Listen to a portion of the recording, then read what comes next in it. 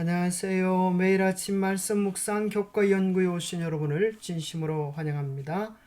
제4과 하나님이 우리를 구원하시는 방법. 에베소서 2장 1절에서 10절에 나오는 말씀을 개인적으로 많이 읽고 묵상해 보시기 바랍니다. 이를 쏘지 죽었던 자요 사탄에게 속은 자, 육신의 욕망에 미혹되어. 우리가 외형적으로는 참으로 죽었던 자요, 하나님과 분리되어져 죽었던 자요, 사탄에게 속아서 바른 정신을 가지지 못하고 우리 속에는 육신의 욕망에 미혹되어 죽을 수밖에 없는 우리를 그리스도께서 십자가에 달리셔서 우리를 위하여 죽으시고 구원하셔서 주님과 함께 부활 성천 하늘에 앉는 영광을 허락해 주셨습니다.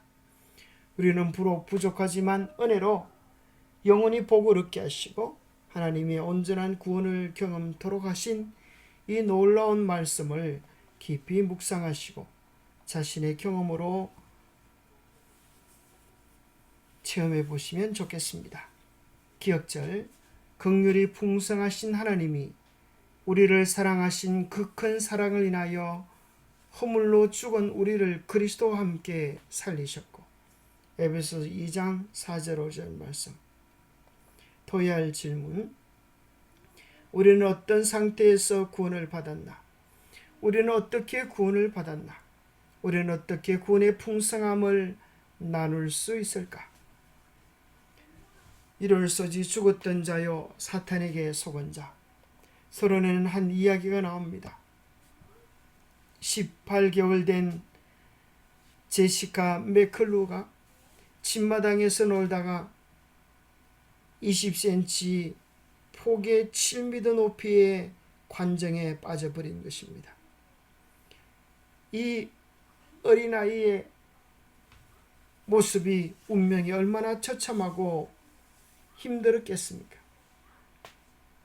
빠져있는 줄은 알지만 자신을 구원할 능력이 없는 것입니다.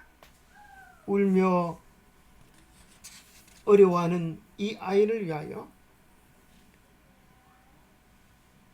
큰 구멍을 뚫고 58시간 동안 노력한 끝에 이 아이를 건져내는 놀라운 구원의 역사를 펼쳤습니다. 이보다 더 놀라운 구원의 이야기가 에베소서 2장에 있는 우리를 향한 구원의 이야기입니다. 어쩌면 이 아이는 그래도 귀엽고 착한 아이였지만 주님께서 우리를 구원하실 때 우리의 형편이란 오히려 이 아이보다 그라사의 광인의 처지에 더 가까웠을 것입니다. 사탄의 지배되어져서 자기를 괴롭히고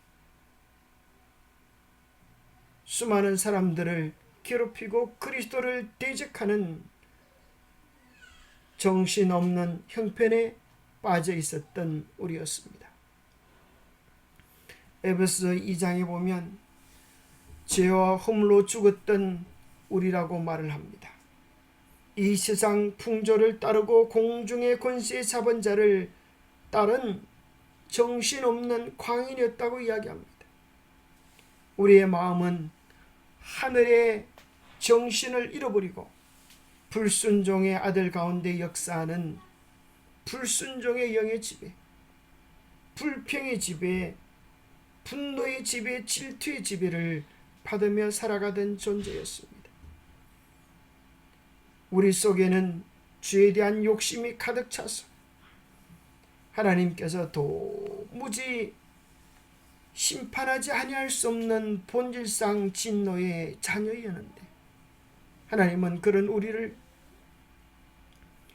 불쌍히 여기셔서 긍휼이 풍성하신 하나님이 우리를 사랑하신 그 크신 사랑을 인하여서 허물로 죽은 우리를 그리스도와 함께 살리셨고 함께 일으키사 그리스도 예수 안에서 함께 하늘에 앉으시는 영광을 허락해 주신 것입니다.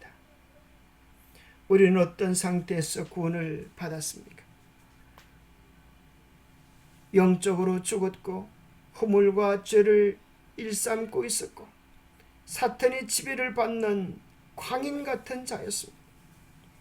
하나님의 형상으로 창조되어진 우리가 마치 왕을 뛰쳐나온 금붕어처럼 생명의 근원이신 하나님과 분리되어져서 숨을 헐떡이며 참으로 마지막 시간을 제쳐고 있는 형편이었습니다. 생명의 단절, 사탄의 지배, 그를 뿐만 아니라 자신의 형편에 바른 인식마저도 없는 무의식 상태 속에 빠져서 도무지 희망이 없는 절망적 존재였습니다. 그런데 감사하게도 그리스도께서 우리의 처지와 형편까지 내려오셔서 우리를 구원하신 것입니다. 우리를 먼저 사랑하신 것입니다. 스스로 깨닫지도 못하고 듣기도 거부하여서 알 수도 없는 절망적 상태, 하나님의 생명에서 떠나 있는 죽은 자의 상태였지만 먼저 사랑하신 사랑, 끝까지 책임져 주시는 그 사랑이 우리를 살려주신 것입니다. 월요일 소지 육신의 욕망에 미혹되어 전에는 우리도 다 그 가운데서 우리 육체의 욕심을 따라 지내며 육체와 마음에 원하는 것을 하여 다른 이들과 같이 본질상 진노의 자녀였더니 불순종의 아들이었습니다. 욕심에 끌려 미혹되어지고 욕심이 잉태한 적 죄를 낳고 죄가 장성한 적 사망에 처할 수밖에 없는 운명에 처하고 살았지만 주님의 은혜로 우리는 옛사람을 벗어버리고 새 사람을 입는 은혜를 베풀어 주셨습니다. 그래서 우리 자신을 주님께 온전히 의탁할 때 이 놀라운 역사가 우리 안에 이루어지게 되는 것입니다. 우리가 우리 자신을 굴복시켜 성령께서 역사하실 수 있는 도구가 되게 할 때 하나님의 은혜가 우리 안에 역사하사 우리의 옛버릇을 억제하고 괴벽한 성질을 극복하게 하시어 새 습관을 기르게 하시는 은혜를 베풀어 주실 것입니다. 죄로 죽을 수밖에 없는 우리를 이제 그리스도와 함께 그리스도 안에서 놀라운 축복을 얻게 해 주시는 것입니다. 누구에게? 믿는 자에게. 그리스도와 연합한 자가 될 때, 그리스도를 우리의 개인의 구주로 영접할 때 이 모든 축복은 우리의 것이 될 수 있습니다. 그리스도 안에 있을 때 주어지는 놀라운 축복은 그리스도와 함께 부활, 성천, 안치시는 은혜를 베풀어 주시는 것입니다. 이것은 예수님께 있어서 우리의 눈으로 바라본 현실이었습니다. 이제 그리스도 안에 있을 때 우리들에게는 이 놀라운 사실을 그리스도와 함께 믿음으로 받아들이게 되고 그리스도 안에서 그리스도와 함께 사는 삶을 통하여 이 소망을 바라볼 수 있게 되어진 것입니다. 미래에 이루어질 일을 소망으로 바라보지만 영적으로 믿고 오늘 누릴 수 있다고 하는 것이 큰 축복입니다. 마치 성리의 산 시온산에 14만인이 서 있던 영광을 사도 요한이 보았던 것처럼 우리도 미래에 이루어질 사건을 믿음의 눈으로 바라보고 그것을 오늘 누릴 수 있는 큰 믿음을 소유하기를 축복합니다. 수요일 소지 이제는 은혜로 영원히 복을 받음. 찬송하리로다. 하나님 곧 우리 주 예수 그리스도의 아버지께서 그리스도 안에서 하늘에 속한 모든 신령한 복을 우리에게 주셨습니다. 자기 아들을 아끼지 아니하시고 우리 모든 사람을 위하여 내어주시니가 어찌 그 아들과 함께 모든 것을 우리에게 주시지 아니하겠느냐. 그리스도 안에서 그리스도를 통하여 하나님의 영원한 은혜와 자비가 부어진 바 되게 된 것입니다. 은혜란 무엇입니까? 받을 자격이 없는 사람에 대한 하나님의 무조건적인 사랑, 하나님의 무조건적이며 적극적이며 자의적인 사랑, 쉬지 않는 사랑, 그 일을 이루시기까지 마치지 않는, 멈추지 않는 하나님의 절대적 사랑을 이야기합니다.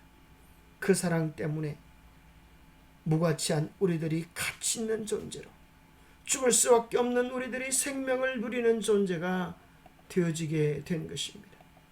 하나님의 사랑은 제한이 없으십니다. 하나님은 사랑이시기 때문입니다. 하나님은 해를 의인과 악인에게 비추시고 비를 의로운 자와 불의한 자에게 내려오시는 것처럼 하나님의 자비의 품성은 모든 사람이 구원을 받으며 진리를 아는 데 이르기를 원하십니다.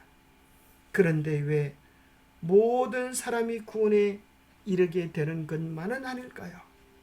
하나님의 사랑은 제한이 없는 무한한 사랑이지만 인간 편에서 제한하고 있기 때문입니다. 너희의 허물이 이런 일들을 물리쳤고 너희 죄가 너희로부터 좋은 것을 막았느니라. 우리의 죄가 그분의 사랑을 등지고 외면하고 우리 스스로의 뜻을 고집하는 것입니다. 자기 땅에 오매 자기 백성이 영접하지 아니하므로 그 복을 누릴 수 없게 된 것입니다. 그러나 이 영원한 자비와 은혜를 받아들이기를 원하는 자, 그들은 예수 그리스도를 개인의 구주로 영접하며 하나님의 자녀가 되는 권세를 더해 주실 것입니다. 하나님의 사랑은 영원한 사랑입니다. 끝까지 책임지시는 사랑입니다. 싫어 버리지 아니하시는 사랑입니다. 그 영원한 사랑으로 우리를 품으시고 인도하시고 끝까지 함께 주실 것입니다. 이제는 하나님의 구원을 받은 자가 된 것입니다.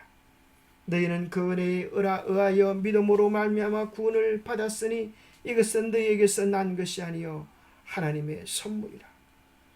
결단코 우리의 행위에서 난 것이 아닙니다. 우리가 우리를 위하여 베푸르신 하나님의 은혜의 십자가를 깊이 명상할 때 이것이 얼마나 큰 은혜인지, 우리가 어떠한 사랑으로 구원받았는지를 깨닫고 경험하게 될 것입니다. 그런데 사단은 우리로 하여금 우리의 행위로 말미암아 구원을 얻게 하려고 시도하게 만드는 것입니다.